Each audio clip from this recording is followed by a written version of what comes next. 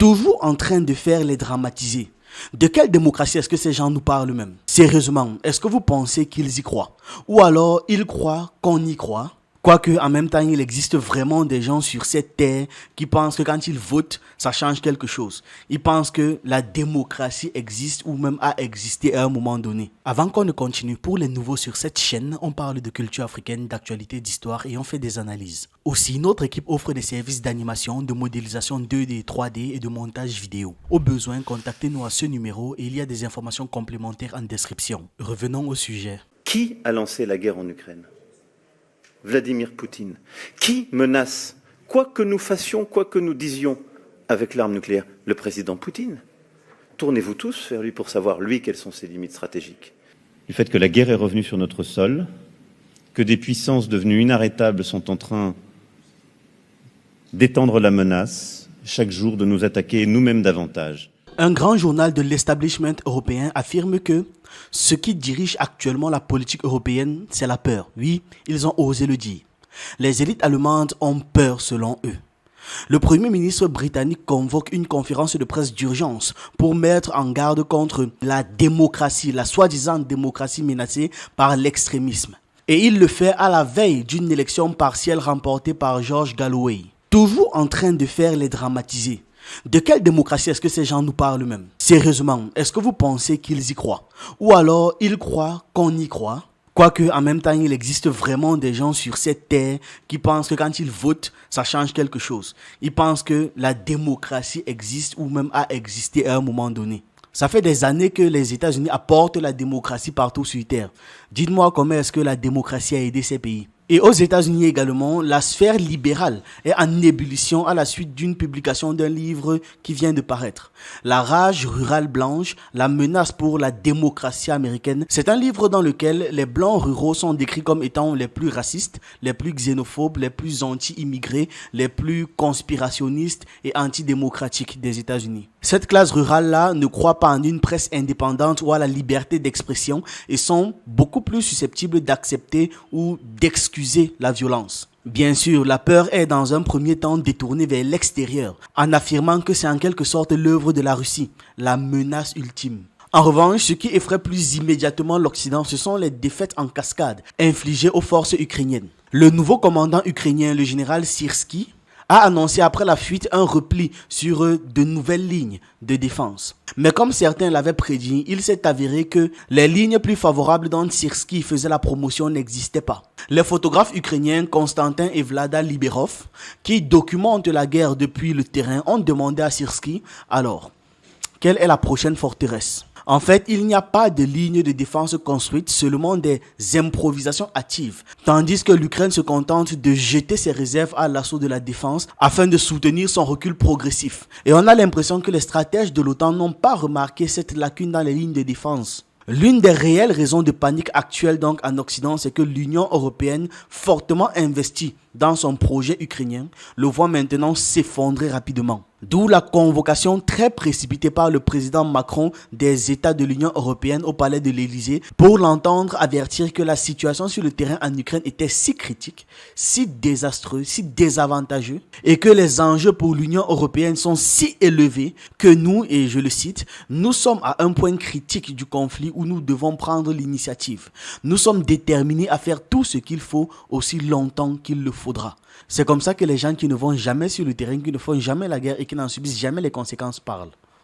La proposition de Macron a toutefois choqué les dirigeants réunis. Il a préconisé l'envoi de détachements de forces spéciales européennes en Ukraine, non pas tant pour combattre directement les forces russes, mais pour jouer un rôle de fil-piège. Fil-piège stratégique vulnérable et dissuasif à l'égard de la Russie qui, en cas d'attaque contre ces troupes de l'Europe-là, déclencherait donc une riposte massive de l'OTAN sur la tête de la Russie. Ces forces, a affirmé Macron, constitueraient des obstacles stratégiques à la marge de manœuvres militaires de Moscou, des oasis de l'OTAN, comme il a dit, des oasis intouchables, disséminées comme ça en Ukraine. Ses collègues, horrifiés par cette proposition, ont refusé. Ils considèrent que le fil-piège mis en place mèneront à la Troisième Guerre mondiale. À peine 2 mois se sont écoulés depuis le début de l'année 2024 et déjà le monde occidental semble être en bien grande difficulté. La semaine dernière a débuté avec l'appel du président Emmanuel Macron au déploiement des troupes terrestres de l'OTAN en Ukraine. Son premier ministre Gabriel Attal a soutenu cette idée bien qu'ils aient tous les deux avoué qu'il n'y avait pas de consensus sur la question. L'implication de la France pourrait prendre plusieurs formes englobant à la fois le conflit en Afrique de l'Ouest et le personnel français déjà présent en Ukraine. Ainsi, en mi-janvier, Moscou a éliminé au moins 60 mercenaires français à Kharkov. C'est peut-être cette intervention-là qui pourrait expliquer, en partie du moins, la réaction plutôt émotionnelle de Macron. Je ne sais pas. Cependant, ce n'est pas certainement la seule raison possible pour laquelle Paris s'engage autant dans son soutien direct à ce gouvernement néo-nazi en Ukraine. Les intérêts français en Afrique se concentrent principalement sur le maintien du système néocolonial extrêmement exploiteur qui assure donc l'extraction en continu des ressources naturelles africaines. Alors que la Russie soutient fermement les Africains qui cherchent à démanteler ce système colonial, la France a une motivation supplémentaire pour s'impliquer directement en Ukraine, allant au-delà de sa simple conformité aux intérêts géopolitiques anglo-américano-sionistes.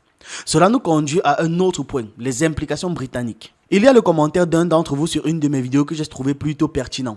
Le commentaire expliquait que quand la France dit que la Russie est une menace existentielle pour eux, la France fait en grande partie référence à l'Afrique où l'aide et le soutien de la Russie est un atout majeur qui permet de dégager les pays de l'Europe en Afrique et particulièrement la France.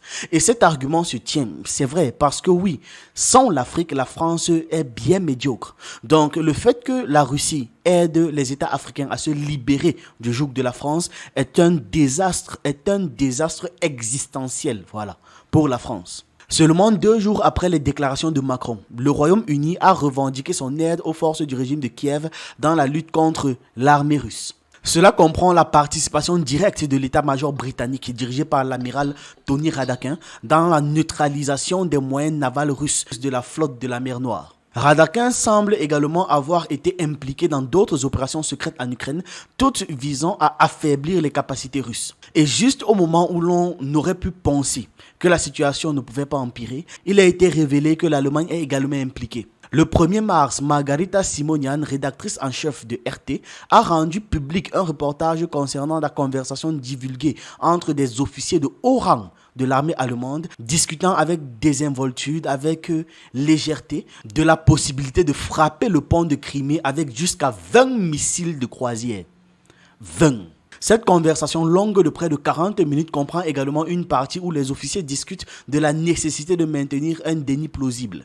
Ceci met non seulement en lumière la prétendue non-implication de l'OTAN dans diverses attaques terroristes et opérations de sabotage visant les infrastructures russes, tant intérieures qu'à l'extérieur du pays. De plus, la conversation divulguée révèle une illusion très dangereuse des hauts dirigeants politiques occidentaux, puisque les officiers ont suggéré que la destruction du pont de Crimée serait acceptable et que cela ne susciterait pas une réaction trop forte de la part de la Russie en raison de l'existence d'un pont terrestre alternatif. Donc, ils estiment qu'ils vont détruire un pont très important, très stratégique, mais que ce ne sera pas trop grave parce qu'il y a un autre pont.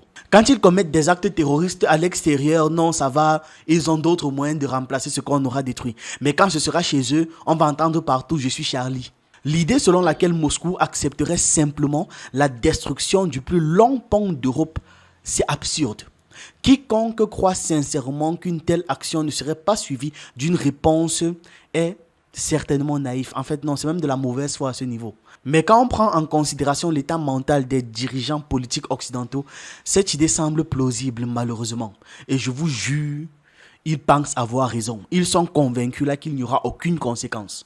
De plus, tout cela confirme une fois de plus l'implication directe des moyens de l'OTAN, en particulier ses plateformes de renseignement, de surveillance et de reconnaissance, ce qui suggère que Berlin, Londres et Paris ne sont certainement pas les seuls à soutenir le gouvernement en Ukraine.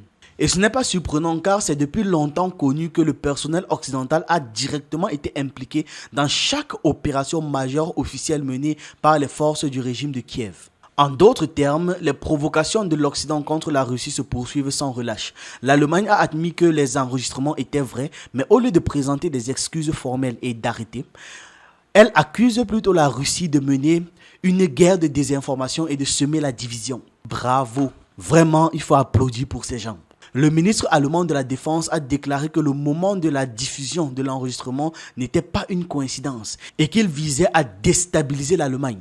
Il a même qualifié cela de guerre de l'information de Poutine et d'attaque hybride visant la désinformation. Je trouve que c'est intéressant de noter que même lorsqu'ils sont en flagrant délit, quand on les attrape la main dans le sac, l'Occident continue d'attribuer toujours cela à la désinformation russe. Mais bien sûr, à ce niveau, qu'est-ce que vous pouvez faire? Rien. Applaudissez juste.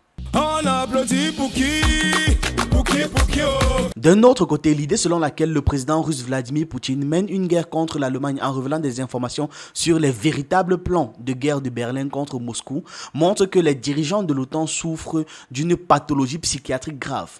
En particulier, je vais citer le narcissisme et des tendances psychopathes, voire même sociopathes. Ou alors une explication plus simple, ils aiment le sang, ils aiment juste le sang, ils adorent ça. Ça expliquerait aussi leur illusion. Les troubles mentaux des dirigeants de l'Occident sont caractérisés par une mentalité de victime. Victime dans laquelle l'auteur du crime tente de justifier ses actions en rejetant la responsabilité sur les autres comme ils l'ont toujours fait. Donnez-moi une seule fois où l'Occident a été responsable de quelque chose. Donnez-moi une seule fois où ils n'ont pas accusé les autres. Le chancelier allemand Olaf Scholz a récemment admis que les soldats britanniques et français avaient directement aidé la junte néo-nazie en Ukraine à tirer des missiles à longue portée sur des cibles russes. La réaction frénétique et immédiate de nombreux médias de propagande grand public montre que cet aveu ne convient pas très bien au Royaume-Uni et à la France. Scholz a même été critiqué pour un abus flagrant des renseignements après avoir utilisé cet aveu pour expliquer sa prétendue réticence à envoyer des missiles de croisière que j'ai mentionné plus tôt dans la vidéo.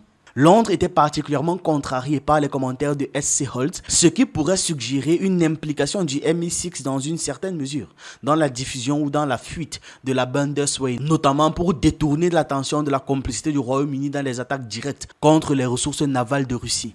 En d'autres termes, il semble que les Européens se renvoient désormais la balle pour éviter les conséquences possibles de la colère russe. Et en effet, Moscou est certainement et justement furieux, mais l'Occident politique reste complètement aveugle aux lignes rouges. Ou du moins, cela continuera jusqu'à ce qu'un jour l'aube se lève à 3h du matin avec un flash lumineux dont le monde ne s'en remettra que dans 100 ans. Pour les nouveaux sur cette chaîne, on parle de culture africaine, d'histoire, d'actualité et on s'édifie sur un ensemble de choses qui nous permettent d'anticiper et d'être prêts à toute éventualité. Je vous encourage donc à regarder nos anciennes vidéos, on a plus de 400 thèmes déjà traités et si vous voulez plus de contenu, vous pouvez vous abonner à nos autres chaînes YouTube en fonction de vos centres d'intérêt. Sur Ekima, on parle d'économie et de sciences humaines. Sur Asani, on parle de jeux vidéo et de divertissement. Si ça vous intéresse, les liens sont en description.